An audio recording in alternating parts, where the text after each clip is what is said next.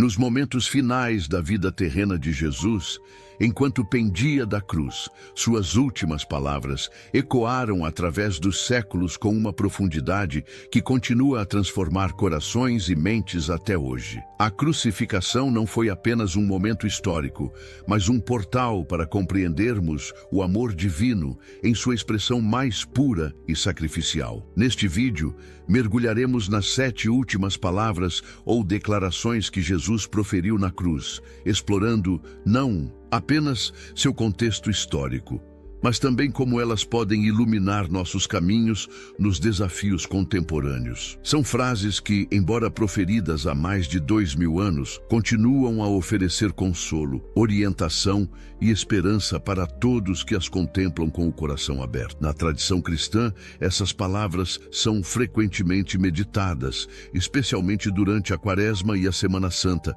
como um caminho para compreender mais profundamente o significado do sacrifício de Cristo. Vamos iniciar nossa jornada espiritual através dessas poderosas palavras que transcendem o tempo e nos convidam a uma transformação interior. A primeira palavra de Jesus na cruz está registrada no Evangelho de Lucas, capítulo 23, versículo 34. Pai, perdoa-lhes, porque não sabem o que fazem. Imagine essa cena.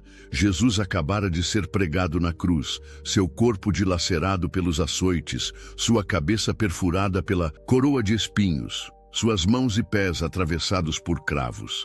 A dor física era insuportável. Ao seu redor, soldados romanos sorteavam suas vestes, líderes religiosos zombavam, e a multidão observava com curiosidade mórbida. Em meio a essa torrente de dor, humilhação e abandono, as primeiras palavras de Jesus não foram de condenação ou amargura, mas de perdão. Esta primeira palavra nos revela o coração de Deus de maneira extraordinária.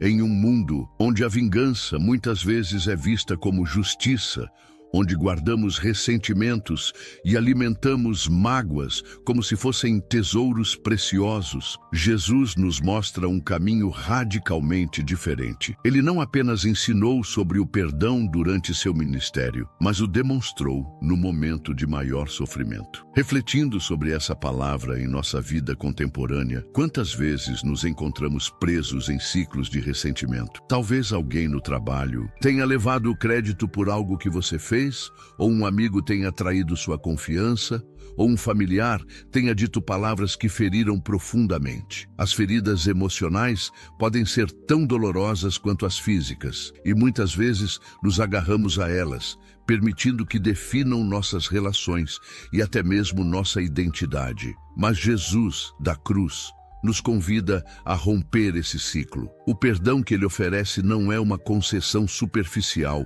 que minimiza o mal e é cometido. É um reconhecimento de que o mal existe, causa dor real, mas não terá a última palavra. Quando perdoamos, não estamos dizendo que o que aconteceu está certo, mas estamos escolhendo não permitir que o mal perpetrado contra nós determine nosso futuro. Estamos escolhendo a liberdade em vez do cativeiro. É importante notar que Jesus não esperou que seus algozes pedissem perdão. Ele o ofereceu livremente, proativamente. Da mesma forma, nosso perdão não deve depender de o ofensor reconhecer sua falta ou pedir desculpas. O perdão é primeiramente um ato de libertação pessoal que nos permite avançar sem o peso do ressentimento. Isso não significa que devamos ignorar a justiça ou permitir que abusos continuem. É possível perdoar e ainda estabelecer limites saudáveis. De fato, muitas vezes é necessário. A primeira palavra de Jesus na cruz nos desafia a examinar nosso coração. Há alguém a quem precisamos perdoar? Há alguma amargura que precisamos liberar para nosso próprio bem? A segunda palavra proferida por Jesus na cruz encontra-se no Evangelho de Lucas, capítulo 23, versículos 42 e 43. Um dos criminosos crucificados ao seu lado, reconhecendo sua própria culpa e a inocência de Jesus, disse: Jesus, lembra-te de mim quando entrares no teu reino. A resposta de Jesus foi imediata e surpreendente. Em verdade te digo que hoje estarás comigo no paraíso. Esta breve troca revela uma verdade fundamental sobre a graça divina. Aquele homem, um criminoso confesso em seus últimos momentos de vida, sem oportunidade de reformar seu comportamento ou realizar boas obras para compensar seus erros, recebeu a promessa da vida eterna, não por mérito próprio, mas pela generosidade infinita de Cristo. Nenhuma vida está tão quebrada que não possa ser restaurada pela graça divina. Nenhum passado está tão manchado que não possa ser redimido. Em nossa sociedade obcecada por conquistas e méritos, esta palavra de Jesus desafia profundamente nossa compreensão de valor e aceitação. O ladrão na cruz não tinha nada a oferecer, nenhuma moeda de troca, nenhuma promessa de mudança futura, apenas seu reconhecimento da verdade sobre si mesmo e sobre Jesus. E isso foi suficiente. Quantas vezes nos sentimos indignos do amor divino por causa de nossos fracassos? Quantas vezes acreditamos na mentira de que precisamos melhorar antes de podermos nos aproximar de Deus? A segunda palavra de Jesus na cruz desmonta essa ideia. A graça não é algo que conquistamos, é um presente que recebemos. E está disponível para todos, independentemente do passado. Esta palavra também nos oferece uma perspectiva transformadora sobre o tempo. Hoje estarás comigo no paraíso, não depois de um período de purificação, não depois de pagar pelos seus pecados, mas hoje. A reconciliação com Deus acontece no momento em que nos voltamos para Ele com sinceridade. Isso não diminui a seriedade do pecado ou a importância da transformação contínua, mas estabelece que nossa aceitação por Deus não é o fim de uma longa jornada de autoaperfeiçoamento, mas o início de uma nova vida em relacionamento com Ele. Para aqueles que lutam com vícios, comportamentos autodestrutivos ou padrões de pensamento negativos, esta palavra traz esperança. Não importa quantas vezes você tenha tentado e falhado, não importa quão profundo seja o buraco em que você se encontra, a oferta de uma nova vida, de um novo começo, está sempre disponível. Como o ladrão na cruz, tudo o que precisamos fazer é reconhecer nossa necessidade e nos voltar para aquele que pode nos salvar. A terceira palavra de Jesus na cruz está registrada no Evangelho de João, capítulo 19, versículos 26 e 27. Vendo sua mãe e ao lado dela o discípulo a quem amava, Jesus disse: "Mulher, eis aí o teu filho." Depois disse ao discípulo: "Eis aí tua mãe." E desde aquela hora o discípulo a recebeu em sua casa. Mesmo no auge de seu sofrimento, Jesus pensou nas necessidades práticas e emocionais de sua mãe. Maria, que havia testemunhado o nascimento milagroso de seu filho, agora estava testemunhando sua morte brutal. Como qualquer mãe, seu coração estava sendo dilacerado pela dor. Como viúva na sociedade daquela época, Maria enfrentaria não apenas o luto pela perda de seu filho, mas também insegurança econômica e social. Jesus, consciente disso, assegurou que ela teria alguém para cuidar dela, criando uma nova família baseada não no sangue, mas no amor e na fidelidade. Esta palavra nos convida a reflexões profundas sobre nossas relações familiares e comunitárias. Em um mundo onde laços familiares são frequentemente rompidos por conflitos, distância geográfica ou simplesmente pelo ritmo acelerado da vida moderna, somos chamados a cultivar intencionalmente essas conexões essenciais. A família não é apenas uma unidade biológica, mas uma comunidade de amor, cuidado e responsabilidade mútua. Jesus, da cruz, nos ensina que mesmo nos momentos mais difíceis, devemos olhar além de nós mesmos e considerar como podemos apoiar aqueles que amamos.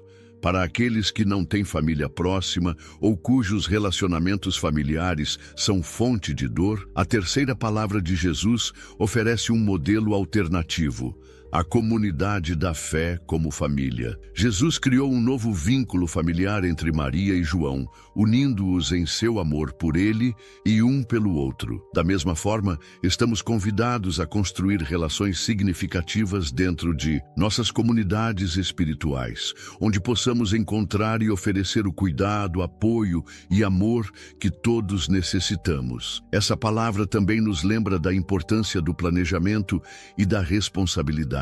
Jesus não deixou seu assunto mais importante, o cuidado com sua mãe, para o acaso. Ele foi intencional e específico. Em nossa cultura, que frequentemente valoriza a espontaneidade e evita pensar sobre a morte, esta passagem nos desafia a considerar como estamos preparando aqueles que dependem de nós para o momento em que não estaremos mais presentes. Isso inclui não apenas o planejamento financeiro, mas também o cultivo de relações de apoio mútuo que perdurarão além de nossa presença física. A terceira palavra de Jesus na cruz ressoa profundamente em uma era de individualismo exacerbado. Ela nos lembra que ninguém é uma ilha, que fomos criados para a comunidade e que nosso chamado inclui cuidar uns dos outros, especialmente em tempos de vulnerabilidade e necessidade.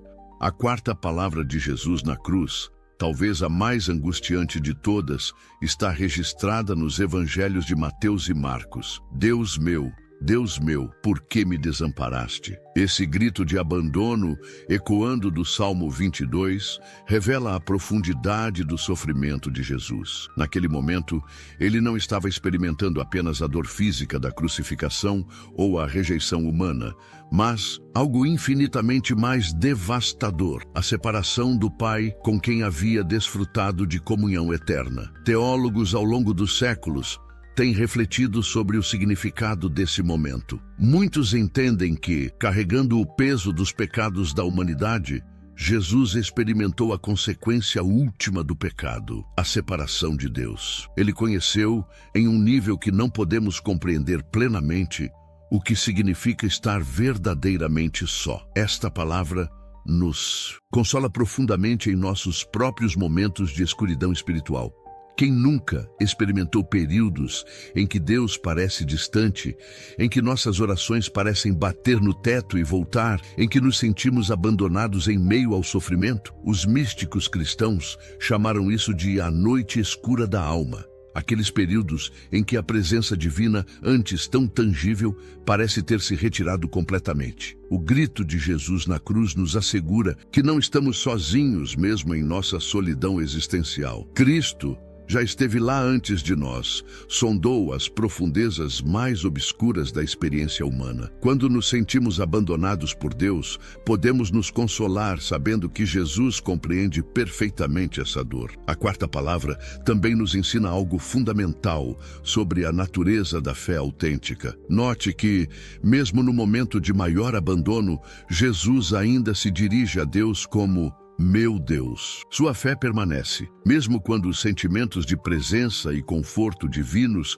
parecem ausentes. Isso nos oferece um modelo para nossa própria jornada espiritual. A fé madura não depende de sentimentos emocionais positivos ou de respostas imediatas às nossas orações. É um compromisso que persiste mesmo quando o caminho está escuro e Deus parece silencioso. Para aqueles que lutam com dúvidas, depressão ou traumas que tornaram difícil sentir a presença de Deus, o grito de Jesus na cruz oferece tanto validação quanto esperança. Validação porque reconhece a realidade desses sentimentos de abandono. Não são sinais de fracasso espiritual, mas parte da experiência humana que o próprio Cristo compartilhou. E esperança porque, como veremos nas palavras restantes e na ressurreição que se seguiu, o abandono não foi a palavra final da história. A quinta palavra de Jesus na cruz é breve, mas profundamente significativa. Tenho sede. Registrada no Evangelho de João, capítulo 19, versículo 28, esta declaração aparentemente simples contém camadas de significado. No nível mais básico, expressa a realidade física da sede extrema, causada pela perda de sangue, trauma e exposição ao sol. Jesus estava experimentando uma das necessidades humanas mais fundamentais. Esta palavra nos lembra da plena humanidade de Cristo, o Filho de Deus, que criou as águas do mundo, agora dependia da compaixão humana para umedecer seus lábios ressecados. A encarnação, Deus assumindo forma humana, não foi uma ilusão ou uma experiência parcial. Jesus conheceu todas as limitações, vulnerabilidades e necessidades do corpo humano. Ele compreende, por experiência própria, o que significa ser humano. Há também um significado mais profundo nesta palavra. Ao longo das Escrituras, a sede física é frequentemente usada como metáfora para o anseio espiritual. Jesus, que uma vez disse à mulher samaritana: "Quem beber da água que eu lhe der, nunca mais terá sede", agora expressa sua própria sede. Alguns comentaristas veem nisso uma expressão do anseio de Jesus por completar sua missão, por restaurar a relação entre Deus e a humanidade, por saciar a sede espiritual que todos nós carregamos. Em resposta ao seu pedido, os soldados ofereceram a Jesus uma esponja embebida em vinagre ou vinho azedo. Alguns veem nisso um ato de misericórdia, uma tentativa de aliviar seu sofrimento. Outros notam que isso cumpriu a profecia do Salmo 69, 21. "Deram-me fel por alimento, e na minha sede me deram vinagre a beber." Em qualquer caso, este pequeno gesto humano em resposta ao pedido divino destaca a interdependência entre Deus e a humanidade que está no coração da fé cristã. Esta palavra também nos convida a refletir sobre nossas próprias necessidades e vulnerabilidades. Em uma cultura que muitas vezes valoriza a autossuficiência acima de tudo, admitir nossa sede, seja ela física, emocional ou espiritual, pode ser difícil, mas reconhecer nossas necessidades e permitir que outros nos ajudem a satisfazê-las não é fraqueza, mas parte da experiência humana que o próprio Cristo abraçou. Da mesma forma, estamos chamados a responder às necessidades daqueles ao nosso redor. A sede literal dos que não têm acesso à água potável e a sede metafórica por dignidade, significado e conexão que caracteriza tanto da experiência humana. Como Jesus disse em outro momento: "Tive sede e me destes de beber.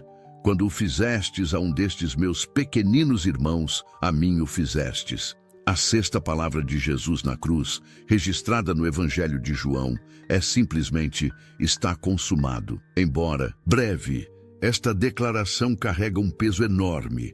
A palavra grega original, tetelestai, era comumente usada em contextos comerciais para indicar que uma dívida havia sido completamente paga. Em outros contextos, indicava que uma tarefa havia sido perfeitamente completada.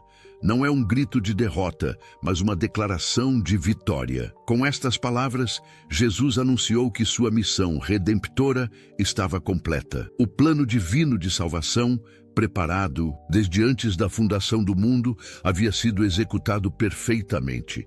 A separação entre Deus e a humanidade, consequência do pecado, estava agora ponte via sacrifício perfeito. A obra estava concluída. Esta palavra nos oferece um consolo profundo. No cristianismo, a salvação não é algo que conquistamos através de nossos próprios esforços, mas um presente que recebemos com base na obra completa de Cristo. Não precisamos adicionar nada ao que Jesus já fez.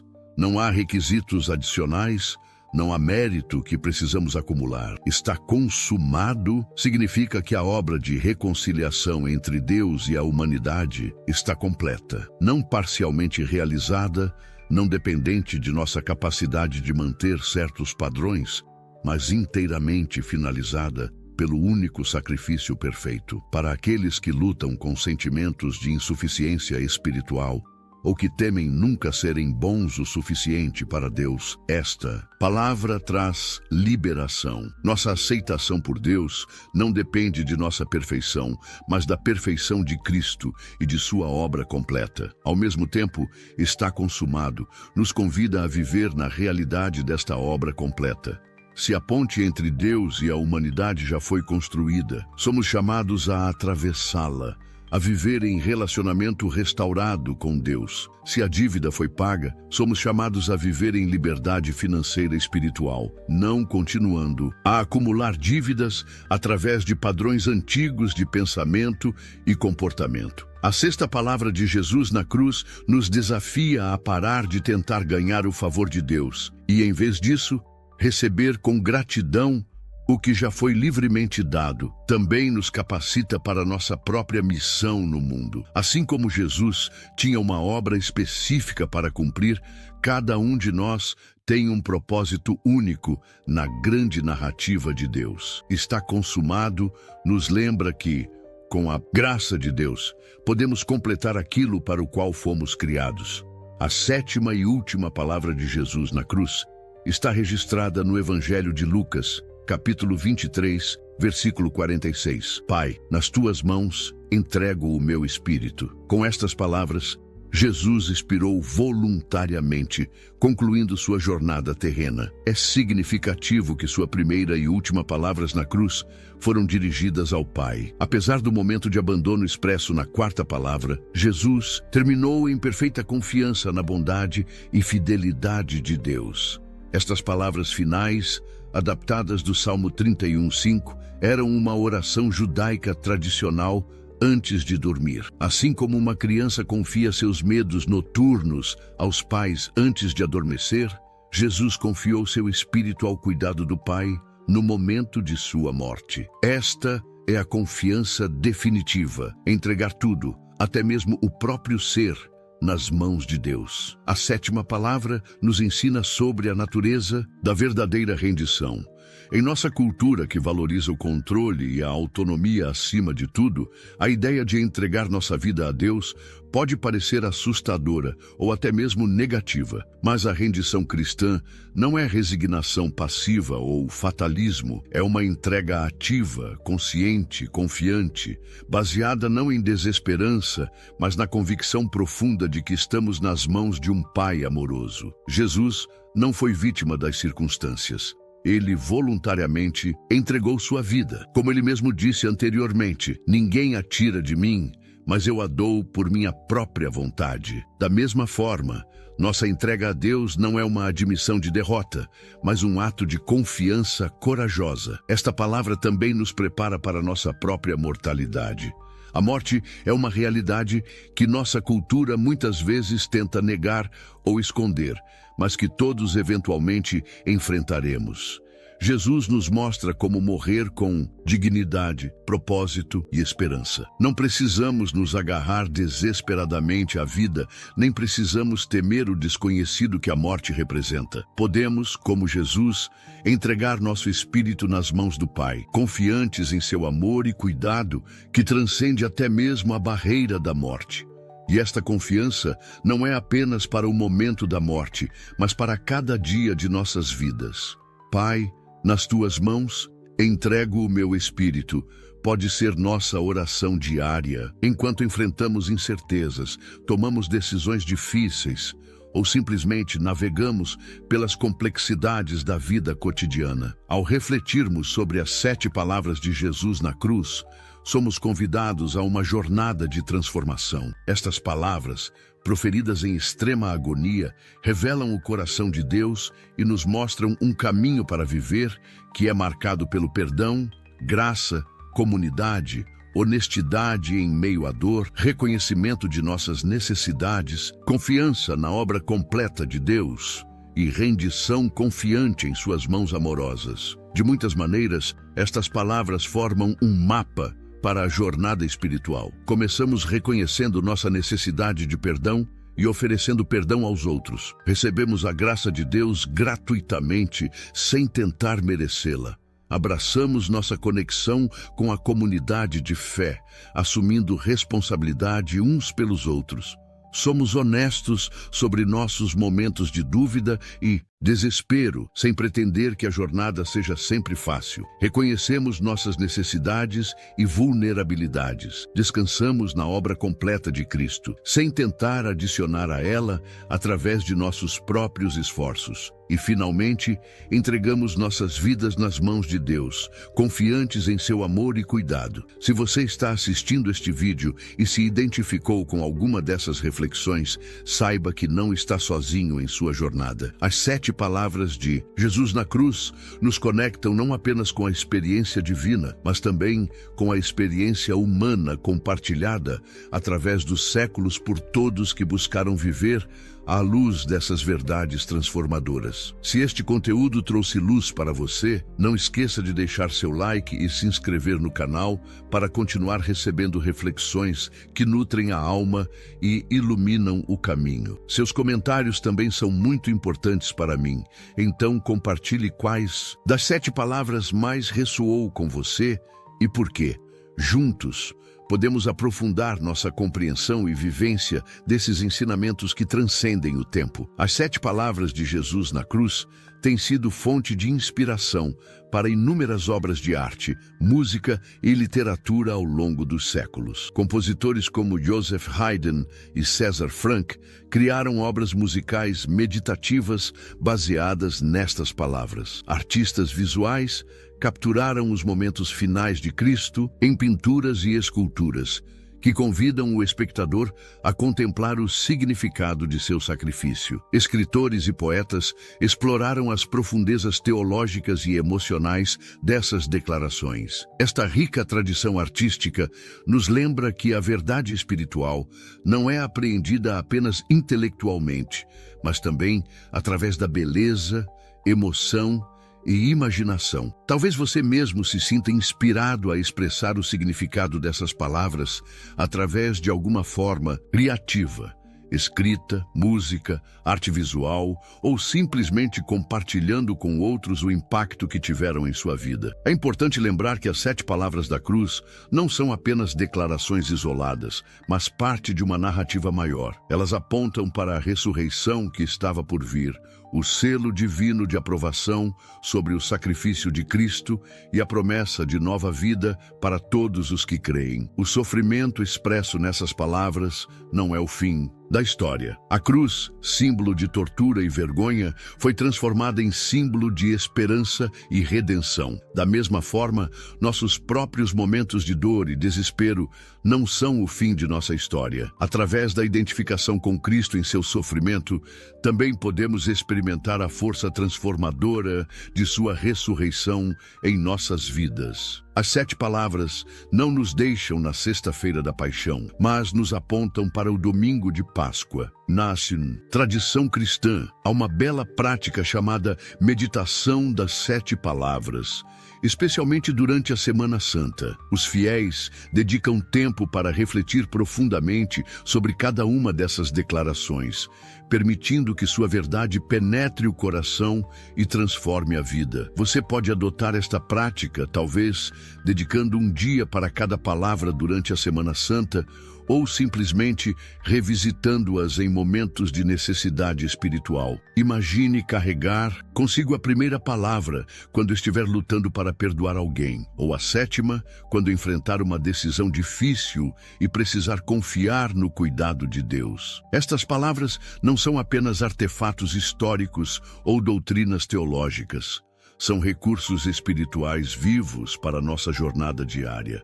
Ao concluirmos nossa reflexão sobre as 7 palavras de Jesus na cruz, quero convidá-lo a permitir que elas continuem a ecoar em sua vida. Que o perdão de Cristo inspire seu próprio perdão, que sua promessa ao ladrão arrependido renove sua esperança, que seu cuidado com Maria e João molde suas relações comunitárias, que sua honestidade sobre o abandono valide suas próprias lutas espirituais. Que sua expressão de sede o lembre de sua humanidade compartilhada.